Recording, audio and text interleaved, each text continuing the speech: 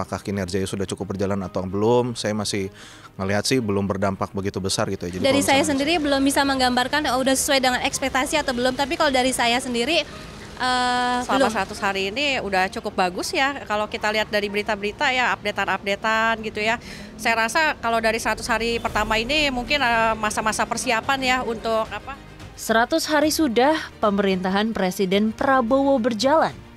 Ya, meski baru seumur jagung, warga Indonesia butuh tahu kalau masa ini udah bisa dianggap menjadi pondasi pemerintahan ke depannya.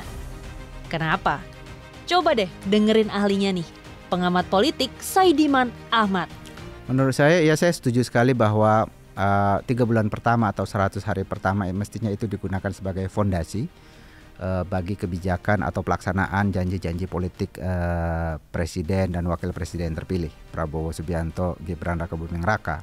Menurut saya fondasi yang dilakukan oleh Pak Prabowo Gibran ini agak bermasalah, dan kita berharap sih ini tidak benar-benar bermasalah, pemerintah bisa mengatasinya. Saya melihat bahwa fondasi atau kebijakan-kebijakan awal yang dilakukan oleh Pak Prabowo ini justru adalah kebijakan-kebijakan yang sifatnya populis, mengambil hati publik gitu ya. Ya misalnya yang paling terkenal adalah program makan bergizi gratis gitu. Janjinya memang 83 juta warga atau anak-anak itu akan dapat makan siang gratis. Ini membutuhkan anggaran yang sangat besar, yang sekarang dianggarkan pemerintah untuk tahun ini 71 triliun. Dan menurut hitung-hitungan para ekonom itu kemungkinan akan hanya sampai pada Juni. Itu tidak sampai ke akhir tahun, karena itu pemerintah butuh mengambil dana dari butuh pendanaan baru untuk program yang sangat populis ini dan sangat ambisius ini. Program ini sebetulnya bagus, tetapi ya itu tadi, kita harus melihat apakah negara kita mampu atau tidak.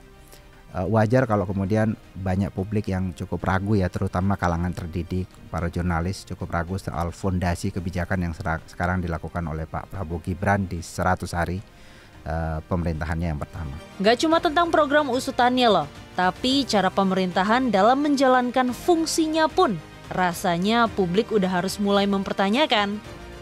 Soal pemberantasan korupsi tidak juga terjadi. Ada Komisi Pemberantasan Korupsi yang dilemahkan di masa Pak Jokowi dan sekarang tidak dipulihkan.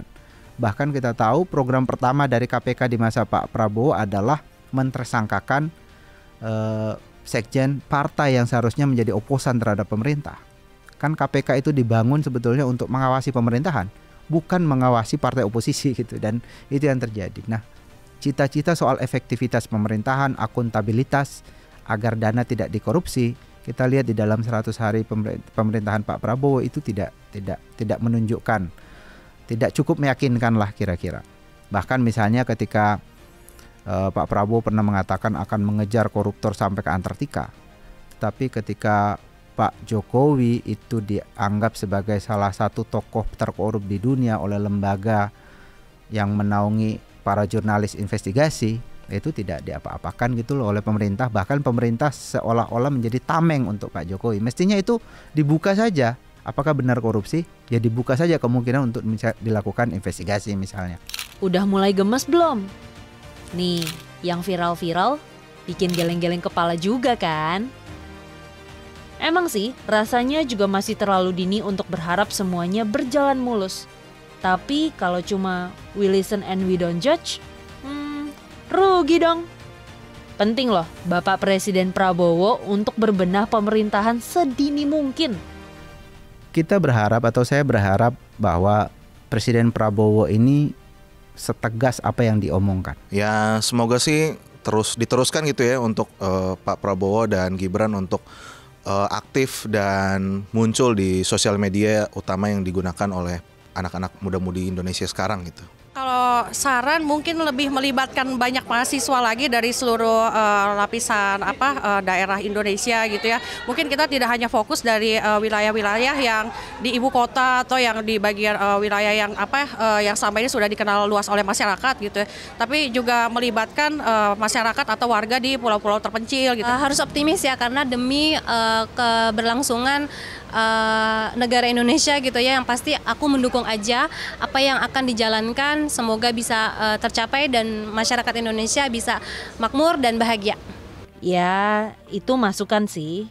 Semoga didengar, Karena kan pemerintahan harusnya mendengarkan aspirasi rakyat.